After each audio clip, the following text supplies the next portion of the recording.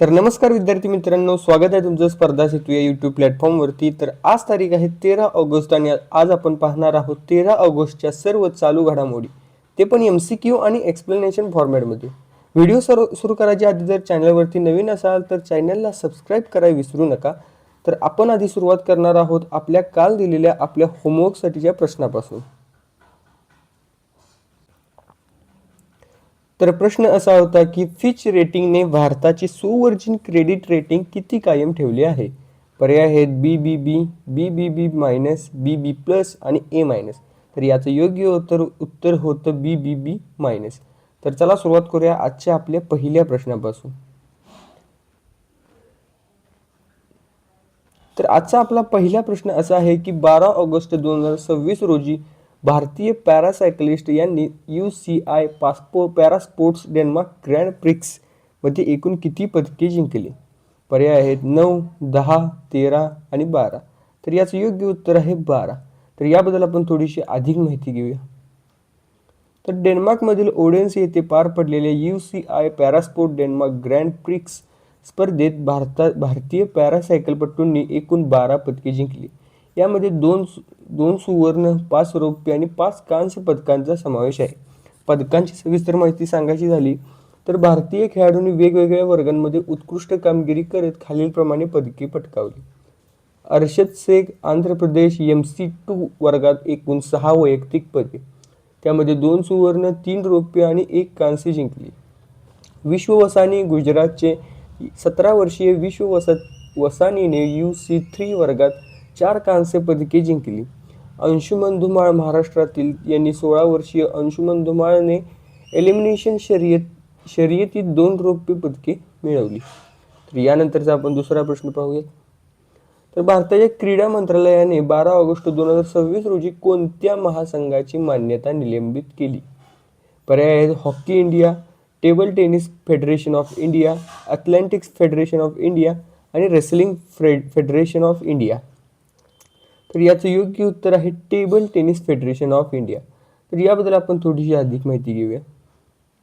तर केंद्रीय युवा व्यवहार आणि क्रीडा मंत्रालयाने 12 ऑगस्ट 2026 रोजी table tennis federation of India म्हणजे TTFI या राष्ट्रीय महासंघाची मान्यता निलंबित केली.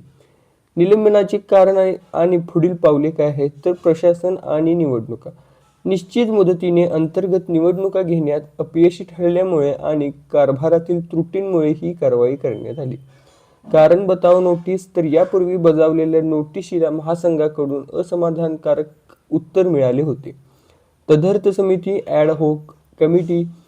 तर खेळाच्या प्रशासनावर देखरेख ठेवण्यासाठी भारतीय ऑलिम्पिक संघास IOA आंतरराष्ट्रीय महासंघाच्या ITTF सल्लामसलतीने एक अंतरिम समिती स्थापन करण्याचे निर्देश दिले आहेत. तर यानंतरचा आपण दुसरा प्रश्न पाहूयात. भारताने 12 ऑगस्ट 2026 रोजी कोणत्या आफ्रिकन प्रादेशिक समूहासोबत प्रेफरन्शियल ट्रेड पॅक्ट बाबत चर्चा सुरू केली. पर्याय आहेत ECOWAS, SADC, SACU आणि EAC. तर याचं योग्य उत्तर आहे SACU.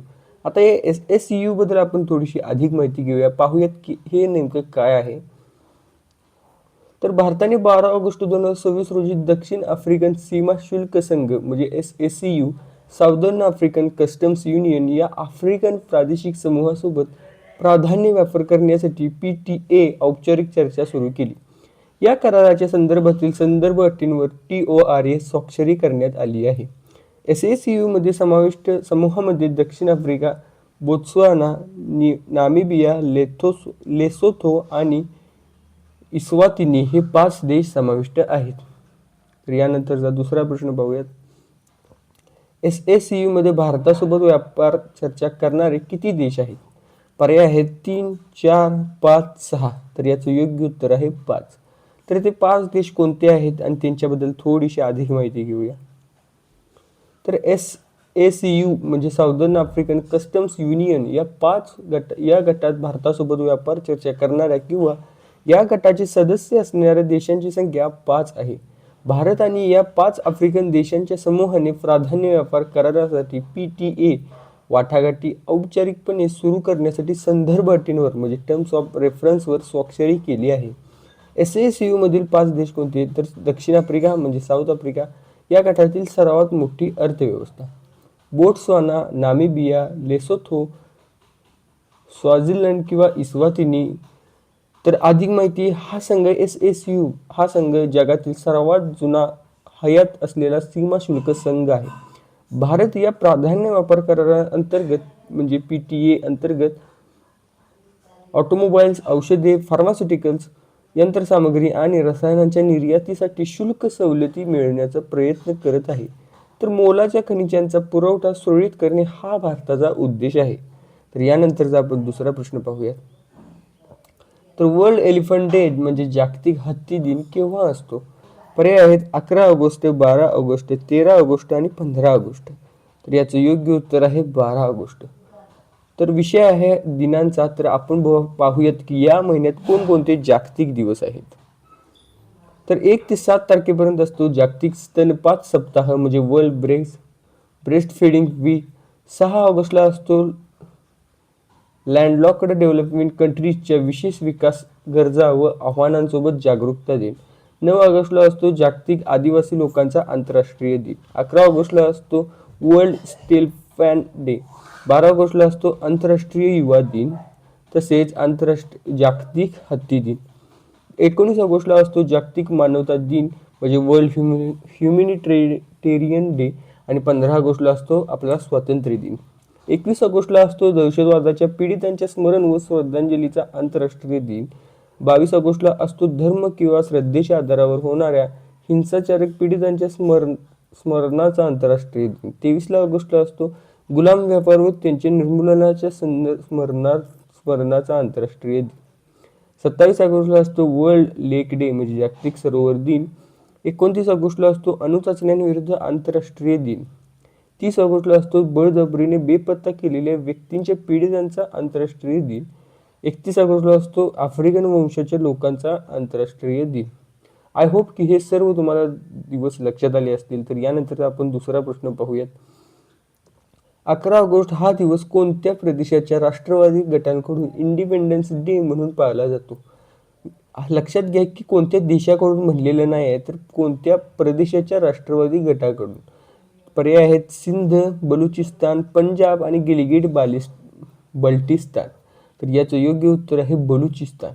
आता हे बलुचिस्तान कुठे आहे त्याबद्दल आपण थोडीशी माहिती घेऊया की का इंडिपेंडन्स डे साजरा केला त्यांनी, का या अर्थाने नाही, पण त्याबद्दल आपण थोडीशी अधिक माहिती घेऊया. 11 ऑगस्ट हा दिवस बलुचिस्तान या प्रदेशातील बलूच राष्ट्रवादी गटांकडून स्वातंत्र्य दिन म्हणजेच इंडिपेंडन्स डे म्हणून पाळला जातो. ऐतिहासिक पार्श्वभूमी काय आहे, तर कलात रियासतची स्वायत्तता. तर 11 ऑगस्ट 1947 रोजी ब्रिटिश राजवट संपण्यापूर्वी कलातची रियासत स्वतंत्र म्हणून घोषित करण्यात आली होती. पाकिस्तानमध्ये विलिनीकरण. तर मार्च 1948 मध्ये पाकिस्तानच्या सैन्याने या प्रदेशावर ताबा मिळवून त्याचे बलुचिस्तान म्हणून विलिनीकरण केले. या दिवसाचे स्वरूप तर राष्ट्रवादी स्मरणोत्सव. बलूच स्वातंत्र्य कार्यकर्ते आणि राष्ट्रवादी गट 1948च्या विलिनीकरणाला बळजबरीने कब्जा मानतात. आंतरराष्ट्रीय मान्यता नाही. तर हा दिवस सार्वत्रिक व आंतरराष्ट्रीय स्तरावर अधिकृत राष्ट्रीय दिन म्हणून मान्यता नाही. ही माहिती थोडीशी इम्पॉर्टंट आहे, ही थोडीशी लक्षात घ्या की आंतरराष्ट्रीय मान्यता नाही. तर हा दिवस सार्वत्रिक व आंतरराष्ट्रीय स्तरावर अधिकृत राष्ट्रीय दिन म्हणून मान्य नाही, परंतु स्वायत्ततेच्या प्रतिदाखल हा दिवस पाळला जातो. तर आय होप की हा प्रश्न तुम्हाला सर्व समजला असेल. यानंतर आपण पाहूया आपला दुसरा प्रश्न.